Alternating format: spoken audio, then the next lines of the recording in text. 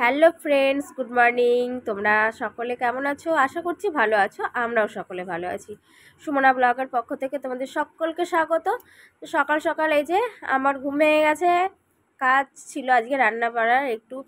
আমি তো আগের দিন সব কাটা বাছা করে নিই, তো কালকে একটু শরীরটা খারাপ ছিল বলে আমি রাতে কাটা বাছাগুলো করে নিতে পারিনি, তো সেই জন্য একটু তাড়াতাড়ি উঠেছি।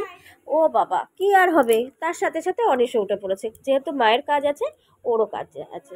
তোমরা তো জানোই যে মায়েদের কাজ থাকলে বাচ্চাদের কাজটা আরও বেশি বেড়ে যায়। ওই জন্য ওদের ঘুমটা বেড়ে যায় যে না, মায়ের কাজ আছে মানে আমাদেরও কাজ আছে, তাহলে আমরাও উঠে পড়ি মায়ের সাথে সাথে।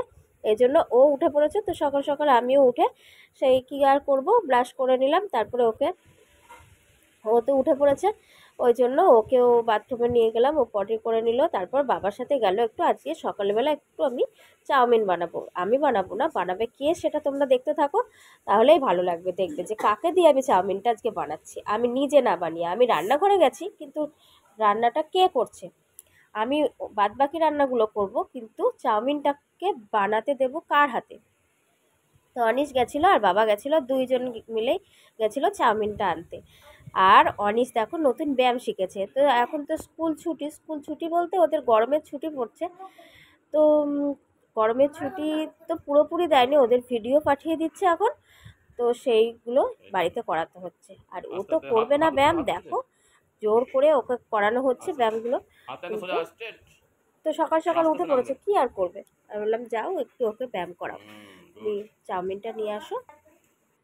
তারপরে তো দেখো, এই দেখো, এই না করবে না। তারপর কিছুটা করে নিয়ে আবার এদিকে বসে পড়েছে। আর ওইদিকে আমি একটু কাটা বাছাগুলো করে নিচ্ছি, যে তুমি এদিকে কাজ করো, আর আমি ওইদিকে দুধ বসিয়ে দিয়েছি গরম করতে। তারপরে চলে এসেছি আবার এদিকে ঘরটা ঝাড় দিয়ে নিই। বিছানাটা প্রথমে গুছিয়ে নিলাম, তারপর ঘরটা ঝাড় দিয়ে নিই। তারপর একবারে রান্নাঘরে যাব, এই দিকের কাজগুলো কমপ্লিট করে অনিশকে দুধ খাইয়ে নিয়ে গেলে কি আমাকে আর এদিকে আসতে হবে না। তারপর ও বাবার কাছে থাকবে এদিকে, আর বাদ বাকি কাজগুলো আমি ওইদিকে করতে পারবো। না হলে তো খুব অসুবিধা হয়ে যায় না, একবার এই দিক একবার ওই দিক করতে গেলে। তো চাউমিনের জন্য এই যে দেখো গাজর কাটতে লেগে গেছি আমি। দেখো গাজরটা ফ্রিজে ছিল, কিন্তু পচে পচে গেছে কেমন যেন। আর তোমাদের কেমন গরম পড়ছে ওইদিকে? গরম খুবই পড়েছিল 2 দিন, বলো 45 ডিগ্রি পর্যন্তও চলে গেছিলো। এখন তবু একটু কমেছে।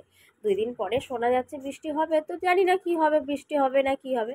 তো এদিকে ডিম আলু সিদ্ধ করে নিয়েছি, এদিকে পটল আলু তা ভেজে নিয়েছি। আর এইদিকে বানাবো আমি আজকে একটা নতুন রকমের ডাল। নতুন রকমের ডাল বলতে অনেকেই হয়তো তোমরা খেয়েছো, আর অনেকেই হয়তো খাওনি। তো কে খেয়েছো, কার ভালো লাগে সেটা আমাকে অবশ্যই জানিও।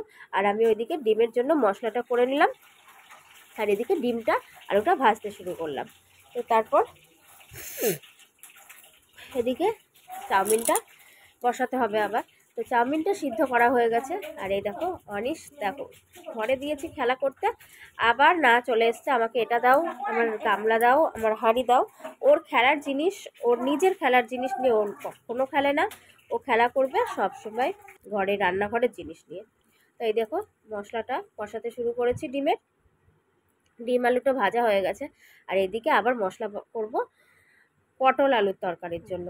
তো আর এইদিকে তোমাদের দাদা এই দেখো চাউমিনে দেবে আলু পেঁয়াজ গাজরটা একটু ঘষে নিল, তো সেইগুলোই কাটা শুরু করলো। তারপর তোমাদের দাদা ভাইকে এই যে দিয়ে দিলাম রান্নাঘরে, যে না বিশেষত চাউমিন বানালে তোমার দাদাই বানায়। আমি খুবই কমই চাউমিনটা বানাই, দেখবে বেশিরভাগ ভিডিওতে আমি যদি চাউমিন বানাই তো তোমাদের দাদা ভাইয়ের দায়িত্বটাই পড়ে যায়। যে না চাউমিনটা হয়েছিল খুব সুন্দর,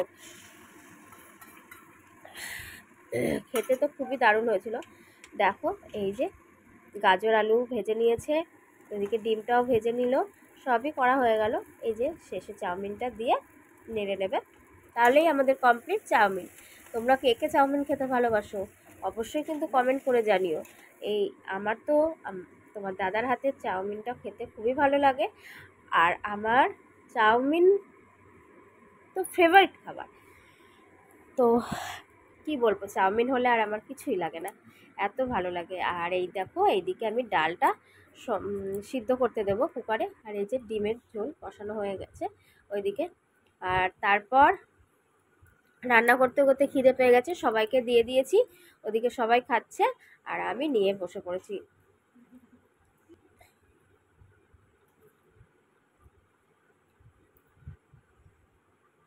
খুবই ভালো হয়েছে চাউমিনটা খেতে।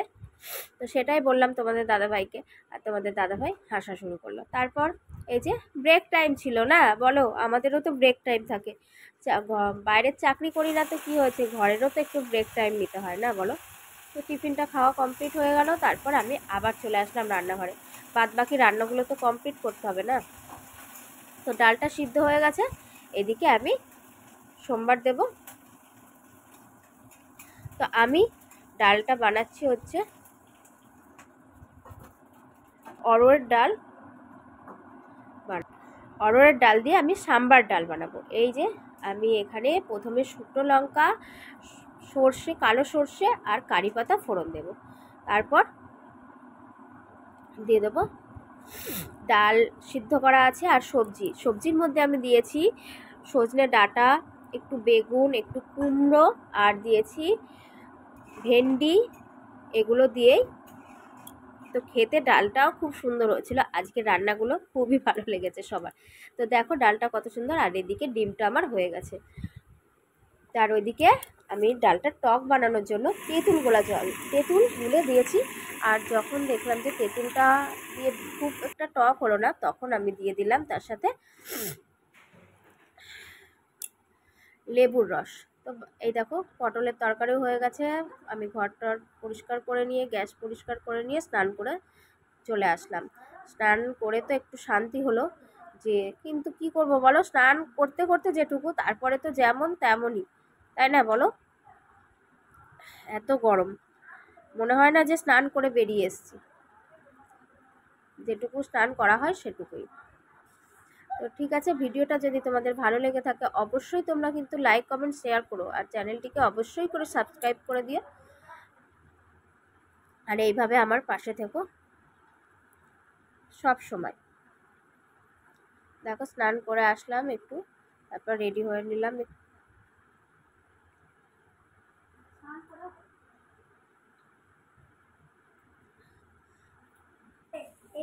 তারপর এই দেখো অনিশ তো বসে খেলা করছিল। এবার অন্য গল্প বলো। আমি বলবো। আচ্ছা বলো।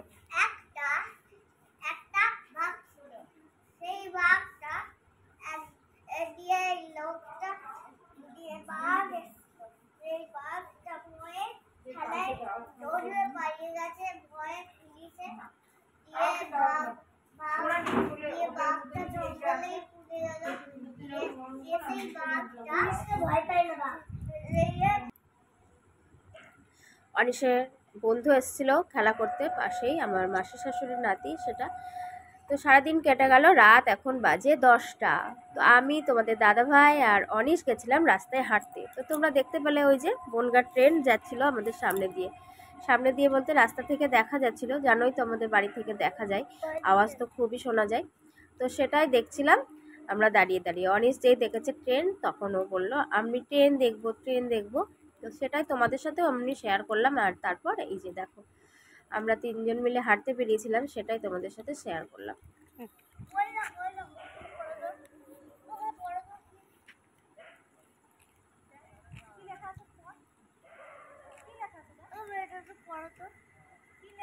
দেখো না, মুকুটমণি অধিকারী।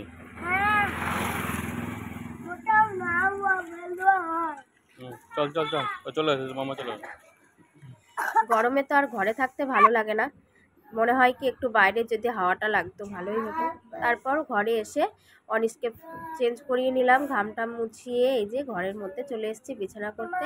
আমিও চেঞ্জ করে নিলাম, আর আমার এত ঠান্ডা লেগেছে যে নাক ব্যথা হয়ে গেছে, দেখো কি আর করব। আর আমার গলা শুনেও বুঝতে পারছো যে আমার প্রচণ্ড পরিমাণ ঠান্ডা লেগেছে। দেখো আমি একটু নাকে বোরোলিন লাগিয়েছি, দেখো এত ব্যথা হয়েছে তো কি আর